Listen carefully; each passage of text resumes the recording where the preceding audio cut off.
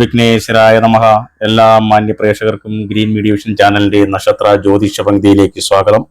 കർക്കിടക മാസമാണ്, പഞ്ഞമാസമാണ് എന്നൊക്കെയാണല്ലോ നമ്മൾ പറയുന്നത്. എങ്കിൽ കർക്കിടകത്തിലെ ദോഷങ്ങൾ അകറ്റാൻ 27 നക്ഷത്രക്കാരും അനുഷ്ഠിക്കേണ്ട കാര്യങ്ങളുണ്ട്. അത് നിങ്ങൾ അറിഞ്ഞിരിക്കണം, അത് ചെയ്തിരിക്കണം. അത് നിങ്ങൾക്ക് ഏറ്റവും കൂടുതൽ പ്രയോജനം ചെയ്യുകയും ചെയ്യും. കർക്കിടക മാസം എന്നത് വളരെയധികം പ്രധാനപ്പെട്ട ഒരു മാസം തന്നെയാണ്. കർക്കിടകത്തിന് കള്ളക്കർക്കിടകം എന്നൊരു പേര് കൂടിയുണ്ട്. അതുകൊണ്ട് തന്നെ ഈ മാസത്തിൽ പലരും ശുഭകാര്യങ്ങളൊന്നും ചെയ്യുന്നില്ല. ഒന്നാമത് കോരിച്ചൊരിയുന്ന മഴക്കാലമാണ് എന്നതാണ്. ആയുർവേദ ചികിത്സകൾക്കും മറ്റും ആളുകൾ തിരഞ്ഞെടുക്കുന്ന മികച്ച സമയമാണ് കർക്കിടക മാസം. എന്നിരുന്നാലും സമയദോഷം മാറാറുള്ള രത്നക്കല്ലുകളും മറ്റു പൂജകളും ഒക്കെ ചെയ്യാൻ പറ്റിയ ഏറ്റവും നല്ല സമയം കൂടിയാണ് കർക്കിടക മാസം. അത് നിങ്ങൾ ഓർത്തിരിക്കുക. കർക്കിടക ദോഷ പരിഹാരത്തിനും ഗുണവർദ്ധനവിനും 27 നക്ഷത്രക്കാർ ചെയ്യേണ്ട കാര്യങ്ങൾ പലതുമുണ്ട്. ഈ കർക്കിടകത്തിൽ നിങ്ങളത് ചെയ്തു തീർത്താൽ, ദോഷപരിഹാരങ്ങൾ ചെയ്താൽ നിങ്ങളുടെ ജീവിതം വല്ലാത്തൊരു ഉയർച്ചയിലേക്കായിരിക്കും പോകുന്നത്. നിങ്ങൾ പ്രതീക്ഷിക്കുന്നതിനപ്പുറമുള്ള ഒരു സമയം നിങ്ങളുടെ ജീവിതത്തിലേക്ക് വരും.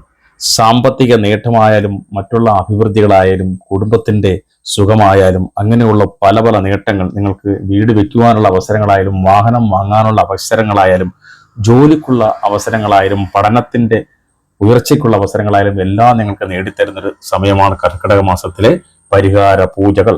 എന്നാൽ ജ്യോതിഷപ്രകാരം കർക്കിടക മാസത്തിന് ചില പ്രത്യേകതകളുണ്ട്. ഇവയിൽ ഓരോ നക്ഷത്രക്കാരും കർക്കിടക ദോഷത്തെ ഇല്ലാതാക്കുന്നതിനും ഗുണവർദ്ധനവിനും വേണ്ടി ചില ദോഷപരിഹാരങ്ങൾ ചെയ്യാവുന്നത് അച്ചട്ടാണ്.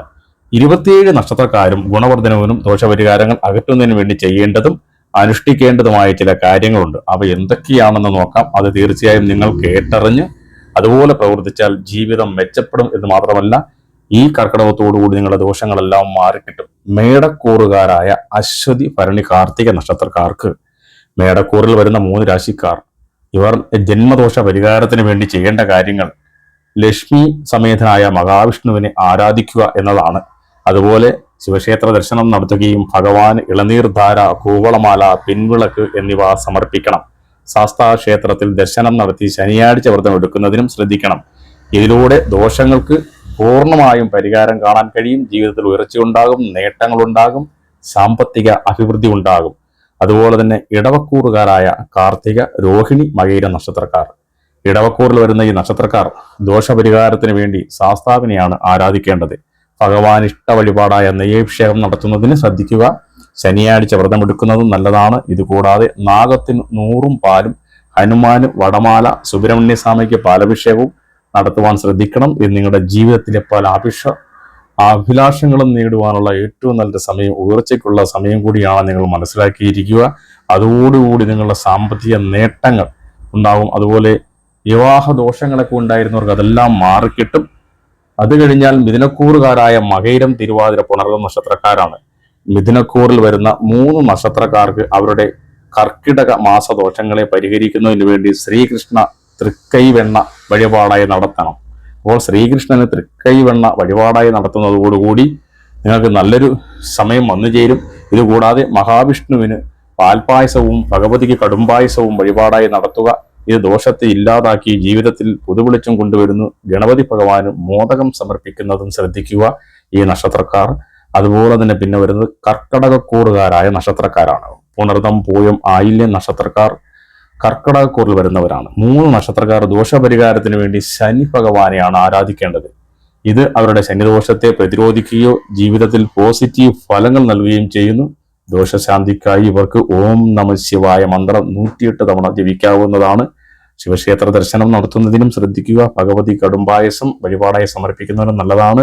വിദ്യാർത്ഥികൾക്ക് ഇതുമൂലം ഉയർച്ചയിലേക്ക് എത്തുവാനും നല്ല ജോലി ലഭിക്കുവാനും ഒക്കെ പറ്റുന്ന സമയമാണ് ഈ 3 നക്ഷത്രക്കാർക്കും.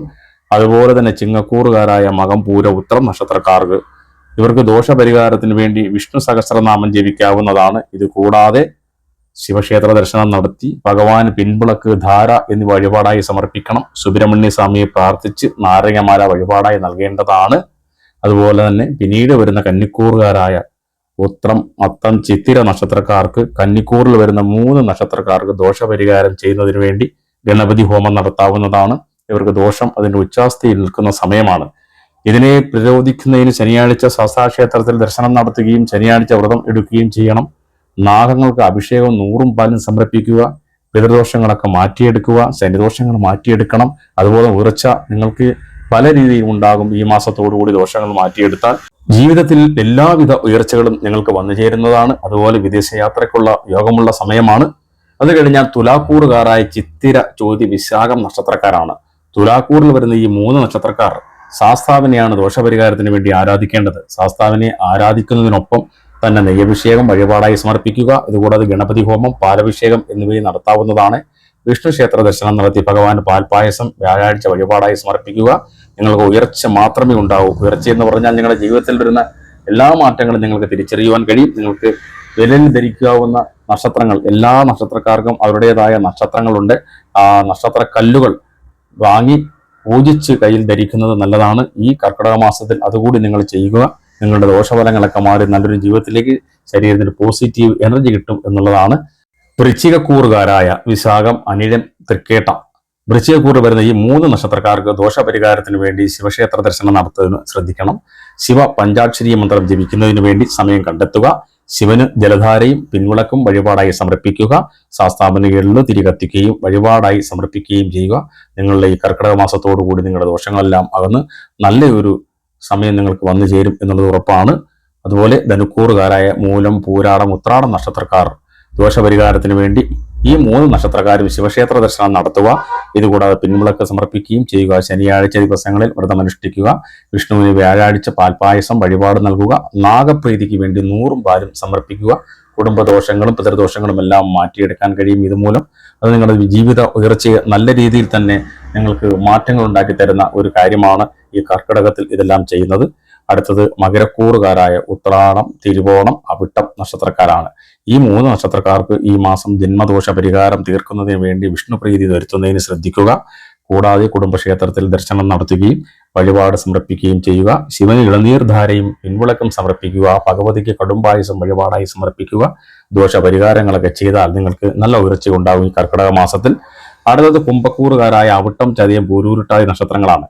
കുംഭക്കൂറിൽ വരുന്ന നക്ഷത്രക്കാർക്ക് ദോഷപരിഹാരത്തിന് വേണ്ടി ഗണപതി ഭഗവാനെയാണ് ആരാധിക്കേണ്ടത്. ഇവർ അതോടൊപ്പം തന്നെ വ്യാഴാഴ്ച ദിനങ്ങളിൽ ലക്ഷ്മി സമേതനായ മഹാവിഷ്ണുവിന് പാൽപായസം വഴിപാട് നടത്തുകയും ക്ഷേത്ര ദർശനം നടത്തുകയും ചെയ്യുക.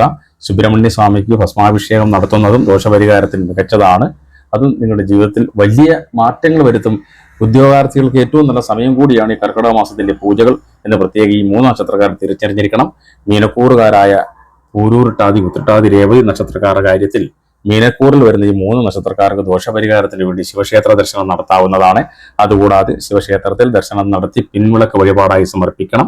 ശനിയാഴ്ച ദിനങ്ങളിൽ വ്രതമെടുത്ത് ശാസ്താക്ഷേത്ര ദർശനവും നീരാഞ്ജനവും സമർപ്പിക്കണം. ഭഗവതി ക്ഷേത്രത്തിൽ രക്തപുഷ്പാഞ്ജലി കഴിക്കുന്നതിനും ശ്രദ്ധിക്കണം.